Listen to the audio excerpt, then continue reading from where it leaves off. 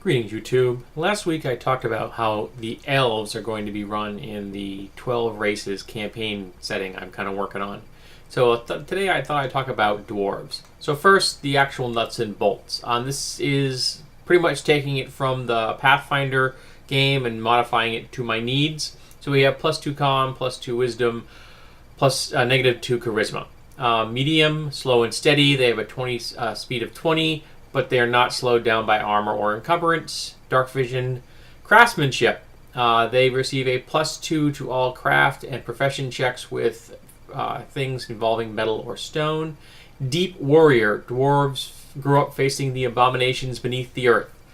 They receive a +2 dodge bonus to AC against monsters of the aberration type, and a +2 racial bonus to their combat maneuver basic attack on attempts made to grapple with such creatures or to continue a grapple. Hardy. They receive a +2 bonus on saving throws against poison spells and spell-like abilities. Stability. +4 racial bonus to their combat maneuvers defense when resisting a bull rush or a trip. Stone cutting. They receive a +2 bonus on perception checks, potentially noticing unusual stonework, such as traps, hiddens, and Weapon familiarity. Dwarves are proficient with battle axes, firearms, heavy picks, warhammers, and treat any weapon with the words dwarven in its name as a martial weapon. And languages. They are proficient with trade tongue and dwarven. They also have access to giant, gnome, Jotun, and Terran. Jotun is another race in this selection of 12, and I'll be filling that in at some point in the future. So where I've broken from the norm, they don't get a bonus against defense for giants. They don't fight giants that often. They interact with them on a regular basis, but they aren't necessarily at war with them any more than any other race. They are, however, at war a lot of the time with aberrations, because as they dug deeper and deeper into the earth, they discovered things that really weren't meant to be found. Languages I've already explained. As far as the weapon familiarity, now, the dwarves kind of downplay the fact that it was gnomes that discovered smoke powder, the alchemical chemical powder that you use to propel a missile out of a firearm. However, it was the dwarves that discovered the spark crystals, which are used to ignite the smoke powder in a firearm. And you need both of these things, both of these alchemical devices, one's a crystal and one's a chemical, to make a firearm function. And no race is taken to firearms as readily as have the dwarves. Now, I'm really breaking off from the dwarven in 3 different areas. First off, normally the dwarven culture is viewed as lawful good. Well, my dwarves are viewed as lawful neutral. The second thing is currency. Not just the coins and such themselves, but banking. You see, the dwarves weren't the first people to come up with coins, but they were the first people to come up with a really completely standardized coin system. They are the ones that introduced the concept that there are 50 coins per pound. It will be a silver-based system, so copper, bronze, silver, gold. And in addition to that, they introduced the world to international banking.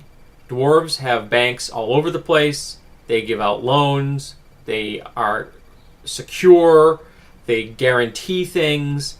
And it's said that a city isn't a city until it's got a dwarven bank in it. And while there are different dwarven clans running different dwarven banks, when one bank is at risk, all dwarves pull together and take on that risk. And as far as everybody else is concerned, a dwarven bank is a dwarven bank.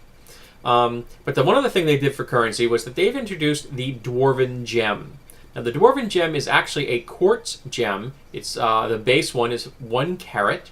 They are all exactly the same size and cut. And if you take one and you look through it at an eternal flame, the low-level magic spell, it will look purple. The flames will look purple. This is not a magical effect. These gems are not magic. It's all part of alchemy and how they're cut. They have no occlusions. They're clear. Because of this, they're incredibly consistent. They're always the same. They're used as currency by some people. And 1 dwarven gem, the 1 carat dwarven gem, is worth 100 silver pieces, which would be 100 gold in your standard D&D game. A 2 carat gem is worth 1,000.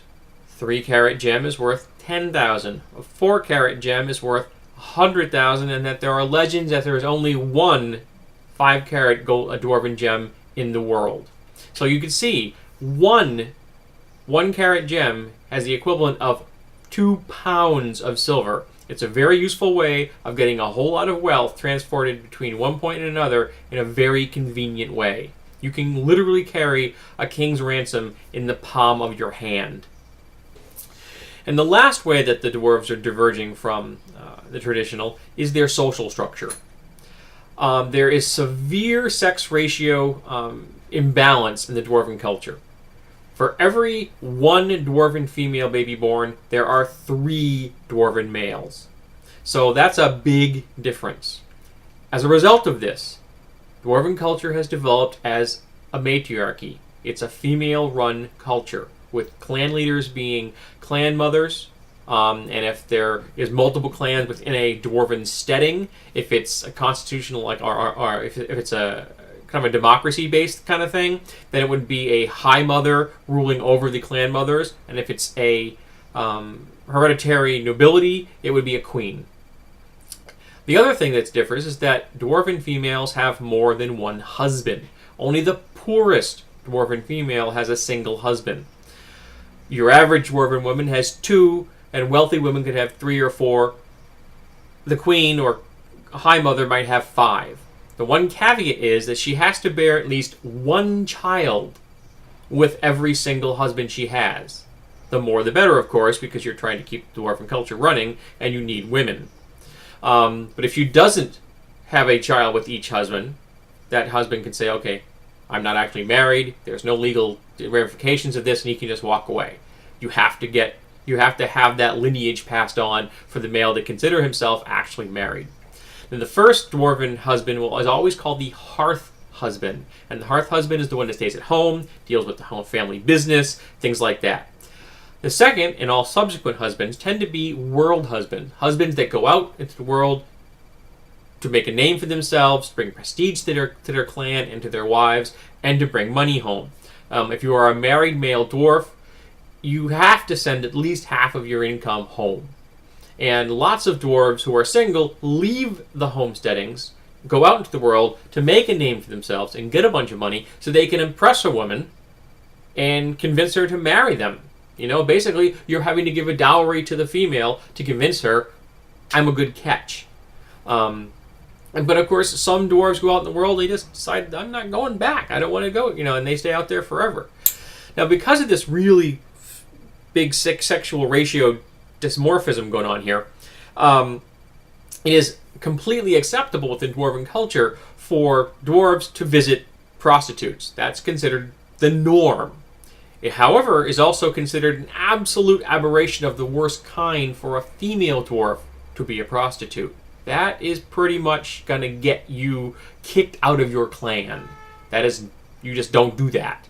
But because there's not going to be access to dwarven women unless you're married to them, dwarves normally sleep with humans.